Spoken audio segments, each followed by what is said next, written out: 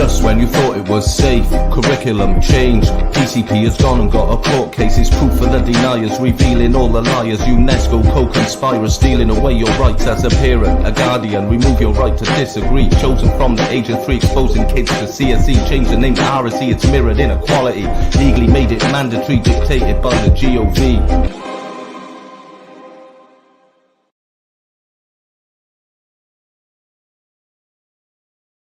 Hello, everyone. Thank you for this opportunity today to join you.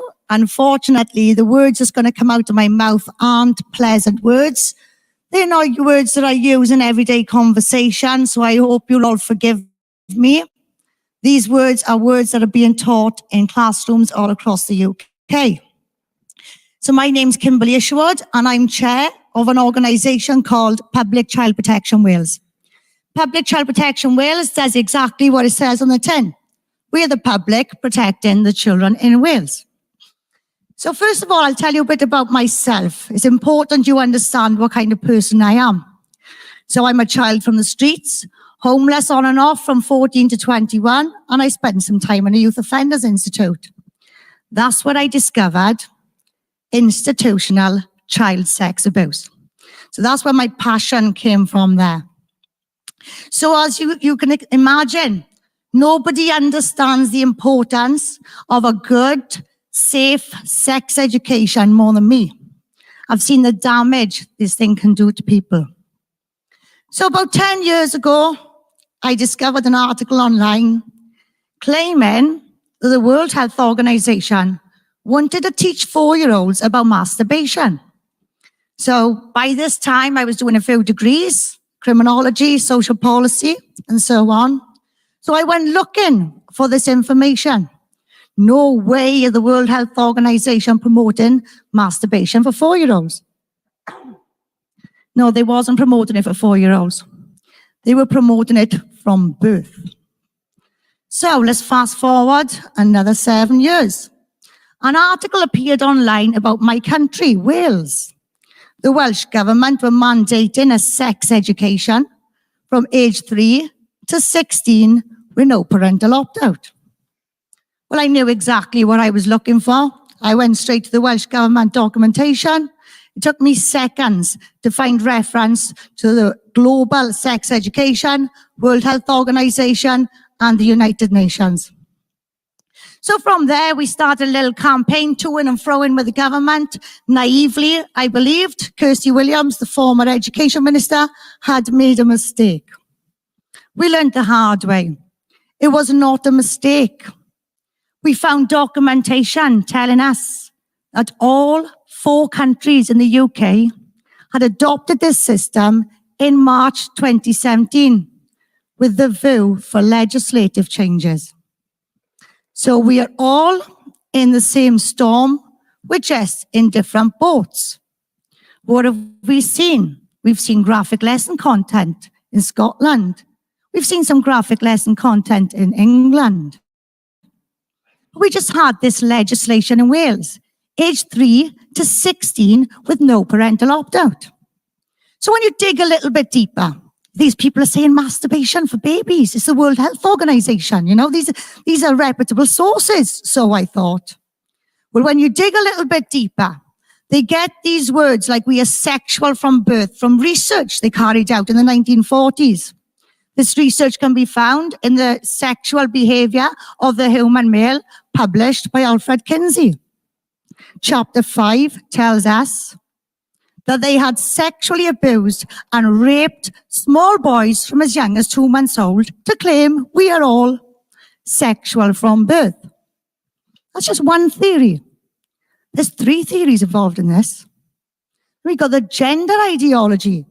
Well, when you look into that, you know, they're telling us there's 79 genders, but when you actually go back to the papers, the studies, the research they did, you'll find a story about a little boy called David Reimer, who, as a young child, 18 months old, he had a botched circumcision. And he ended up in a man's office, and his name was called John Money, Dr. John Money. Dr. John Money claimed that gender was a social construct. And they forced David to live as a little girl alongside his twin brother. His brother grew up as a boy, and these two children were made to do horrific things to each other. Okay? So, John Money published this research as an absolute success. But in the 90s, the truth came out. David Reimer and his family came out and told the truth about this research, about this study. But by then, it was too late. This research, gender ideology, gender is a social construct, has been published as an absolute success. Now we've got a third theory. And please don't listen to anything I say. I want you all to go and challenge this when you leave. The third theory, queer theory. So this is something now that we're all hearing is hip and cool. It's great to be queer. It's anything but. Queer theory is about queering binaries, sexuality binaries, binaries between adult and children. They do not believe in childhood innocence.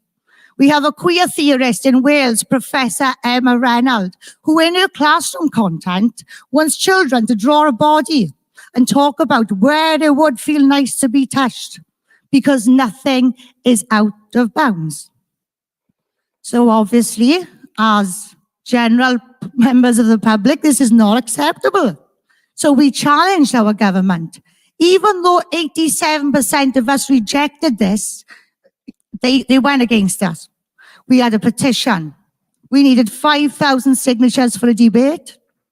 They phoned us up on a Thursday night and they said to us, if you don't get 5,000 signatures by Monday, it goes up to 10,000. But we did get the 5,000 signatures by Monday. We was supposed to have our debate. But the Welsh government took the chair of the petitions committee off because the chair of the petitions committee was on our side. That petition went through to the committee and they kicked it out, claiming they did not know what was misinformation and what was not misinformation. We had submitted 17 pieces of evidence to them. So we had no choice. We had to go for a judicial review on this. Knowing what's going on around the country, we were fighting 3 theories, graphic lesson content, and the legislation. It was massive. You can't. There's absolutely no way you can attack that in one case. So we went in for parental rights. We thought if we can get our parental rights reinforced here now, we can protect our children. So the Welsh government lawyers went into court and they have argued using case law from Europe that parents' rights are not a thing. Parents' rights do not exist. We have parental responsibility, but we do not have parental rights. So the government slapped costs on us. We had a £50,000 fine for that particular case, £12,000 for the case before. 5 members of the country went into court. 5 poor citizens in Wales went into court to protect their children, and the government came after their assets. The government wanted to remove the furniture from their house because they dare challenge them on this sex education. So even though they have proven now none of us here have parental rights, they use case law from Europe to argue with us in Wales. This legislation can and will be used against every citizen in the UK because all 4 countries accepted the same education with a view for legislative changes. However, what we did achieve, we proved in that court that this was a global sex education. All 4 countries are involved in it. There is graphic lesson content coming from Scotland, but the media buried it. The media did not want you to know that we were running the most high-profile case in the UK because they couldn't call us bigots. They couldn't call us homophobic. They couldn't call us racist. Why can't they not call us these things? Because we are a mixed group. We have united our country on 3 principles and 3 principles only. Principle 1, Everybody under 18 is a minor. Principle 2, there's only one split in society, adulthood and childhood. Principle 3, you are either part of the human race or you are part of the human disgrace. And it's the people supporting this education that we consider the human disgrace. And that is the reason why the media will not accurately report on us. Because when their camera comes into our crowd, they do not know if they are looking at a Christian or a lesbian. We have successfully united our country on these 3 principles. We have got 22 local authorities in Wales. We are the only country in the world with all local authorities fighting this, actively fighting it. We're joined in WhatsApp groups. The councils have shut down. They're not showing us lesson content. There's court cases going on for lesson content. So what do we do now? We inform every citizen of the UK of the danger coming into our classrooms, the danger surrounding our children. We do not have parental rights, but babies have sexual and reproductive rights, and they are now being taught in the classrooms in Scotland. If you have never heard of sexual and reproductive rights, I urge you all to go and read them right now. Because the only thing we have now is each other. We have proven the government is corrupt. We have proven the judicial system is corrupt. So now we empower each other. Now we empowered each other to stand on our own 2 feet. And where we can stand on our own 2 feet, we stand together. This needs to be the straw that breaks the agenda's back. But what we do have in Wales, our children have rights. And in Wales, our children's rights are law. And we are currently empowering every child in our country that does not want this education. We're empowering them now to stand up for themselves. We are training up almost every adult that wants advocacy training so they can go into schools and they can fight and advocate for their children's rights. We did create case law from this court case, and that case law has placed responsibility onto head teachers. That case law has reinforced the fact they cannot teach something that infringes on your religious and philosophical beliefs. And that case law also states this needs to be appropriate for each child. So we are using this case law to our advantage. We are educating the entire country. And I'm very sorry to say this, but we are coming after the head teachers. The government want to place it onto their shoulders, and the head teachers wouldn't look into things. The head teachers wouldn't believe the parents. Well, now we have no choice, but we will be going after the head teachers, and we will be making an example out of them. So this is not our fight.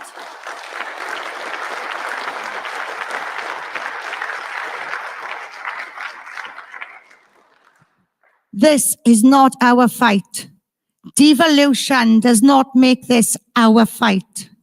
This is our fight. Our children, every single child in the UK, we are about to witness the death of innocence. What is a world without innocence? It is not a world I want to leave behind. It's not a world I want to live in. This has to be the straw that breaks the agenda's back. We do not have any rights to protect our children. Our children have sexual and reproductive rights, and the state can administer medication to your child without consent under these rights. Take a look at what's happening in America. This education's been full force out there for about 15 years now, and they have 22,000 children registered with irreversible trans regret. So we don't have to wait to see what's going to happen to our children. We look across the pond, we can see what's happening to children. But what we need to do now, we need to stand up We need to stand together and we need to sort this issue out for our children, because this needs to be the safest place in the world for raising and educating children, and we cannot do that until we successfully unite this kingdom. Thank you.